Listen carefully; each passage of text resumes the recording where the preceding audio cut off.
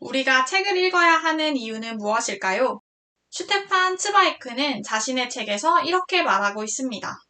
우리가 책을 만드는 이유는 오로지 무덤 너머의 사람들과 계속 이어져 있기 위해 생의 가장 무자비한 적인 흐르는 시간과 망각으로부터 우리를 지키기 위해서지. 다시 말하자면 작가와 대화를 하기 위해 책을 읽는 거예요. 그래서 오늘은 시비아라는 작품을 통해 셰익스피어와 대화를 해봅시다.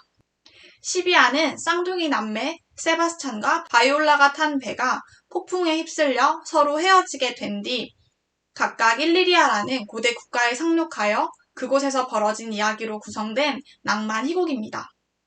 그러나 우리는 이 작품을 통해 작품의 줄거리가 아닌 새로운 주제에 대해 접근해 보려고 합니다. 당시는 르네상스 시대였는데요. 이 시대에는 다양한 계층이 문자 언어를 활발히 습득하기 시작했던 때입니다. 이는 일반 대중이 문자 언어를 접하기는 힘들었던 중세시대와 분명한 차이점을 보이는 점이라고 할 수 있죠.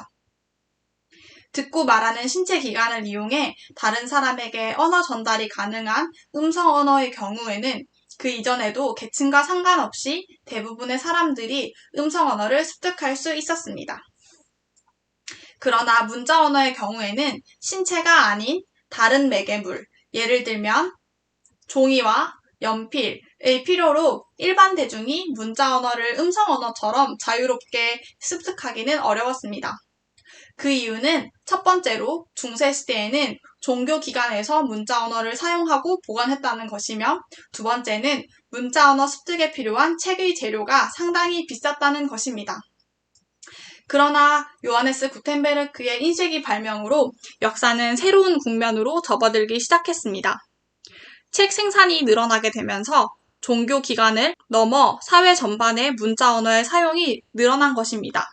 이로 인해 문자 언어를 습득하는 사람이 많이 증가하며 개인의 능력이 중요시되는 시대가 도래하게 되는 바탕이 되었습니다. 윌리엄 셰익스피어는 당시의 이러한 변화를 그의 작품 속에 고스란히 녹여내고 있는데 특히 시비아에는 문자 언어에 대한 이해와 사용이 사회를 변화시킬 수 있는 수단이었음을 마리아를 통해 드러내고 있습니다. 마리아는 하인이라는 신분과 달리 그 누구보다도 뛰어난 언어 능력을 가지고 있습니다. 그래서 그녀는 그러한 능력을 이용해 말볼리오 집사를 공경에 빠뜨릴 뿐만 아니라 자신보다 신분이 높은 토비경과 결혼을 하게 됩니다. 여기서 주목할 점은 누구나 문자 언어를 습득할 기회를 가질 수 있었다는 것과 이를테면 계급과 같은 고정적인 가치관이 대중에게 변할 수 있는 것으로 인식되었을 수 있다는 것입니다. 극 속에서 마리아가 남들보다 뛰어난 자신의 능력을 증명해 보이면서 결혼을 통해 신분 상승을 이루는 모습으로 짐작할 수 있습니다.